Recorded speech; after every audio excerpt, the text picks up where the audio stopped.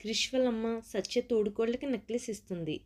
అప్పుడు ఆమె అత్తకు మీ మీ చేత్తోనే వేయచ్చు కదా అత్తమ్మ అని అడుగుతుంది.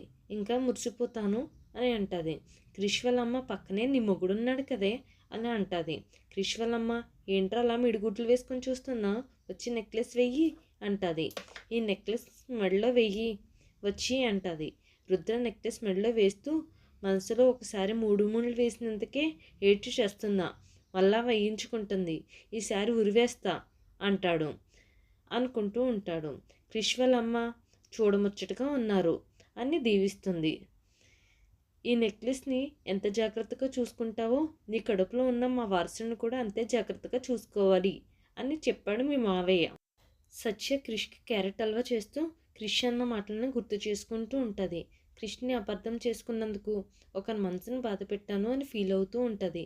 అయినా ఓపికగా నా కోపం భరించాడు, క్రిష్కి సారీ చెప్పాలి అని అనుకుంటుంది. క్రిష్ మాటలను గుర్తు చేసుకుని నవ్వుకుంటూ ఉంటుంది.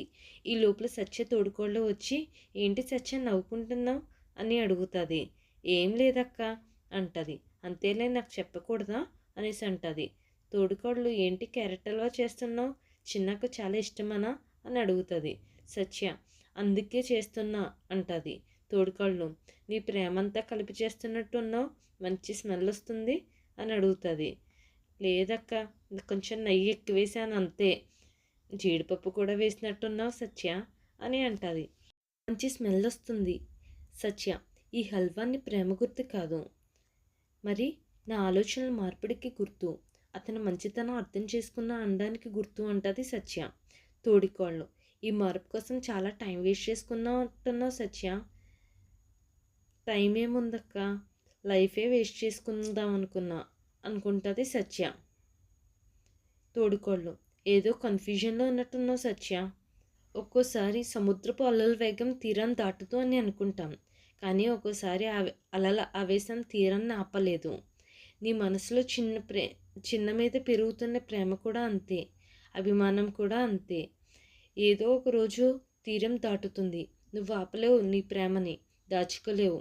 ఎంతగానం బయటికి చూపిస్తే అంతగానం పెరుగుతుంది. ఒకరు వంకరగా ఉన్న జీవితం సరిచేసుకునే అవకాశం అందరికీ రాదు. అప్పుడు పంతాలకి పోకూడదు.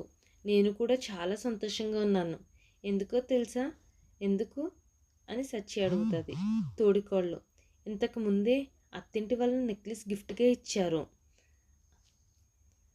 తోడికోళ్ళు నీ ప్రేమను గిఫ్ట్గా ఇస్తే క్రిష్ ఇంకా చాలా మురిసిపోతాడు, అందరితోనే చెప్పుకుంటాడు అని అంటుంది. సత్య అక్క కొంచెం హల్వా ఉంది, నువ్వు కూడా తిను, క్రిష్కి ఇచ్చేసి వస్తా అంటుంది. క్రిష్ సత్య ఫోటో చూస్తూ నిజంగానే నిన్ను సమస్య చేసుకోలేకపోతున్నా, ఈ జన్మకి అంతేనా సత్య అని అనుకుంటూ ఉంటాడు. సత్య నీకు ఇష్టమైంది కళ్ళ ముందే ఉంటే ఎక్కడికి వెళ్ళిపోతున్నావు బుద్ధిమంతుల్లాగా అని అడుగుతుంది. నేను చెప్పేది క్యారెట్ హల్వా కోసం అని అంటుంది సత్య. ఈ క్యారెట్ హల్వా నీకు ఇష్టమని నా చేతులతో నేనే స్వయంగా చేశాను. ఏంటి అలా చూస్తున్నావు, దిష్టి తగులుతుంది క్యారెట్ హల్వాకి. కళా నిజమా, మొత్తం కన్ఫ్యూజన్గా ఉంది అంటాడు క్రిష్. చేతుల్లోకి తీసుకుంటే తెలిసిపోతుంది అంటాడు. ఈ లోపల క్రిష్ సత్య నడుముని తీసుకోబోతూ ఉంటాడు. నేను చెప్పేది క్యారెట్ హల్వా కోసం.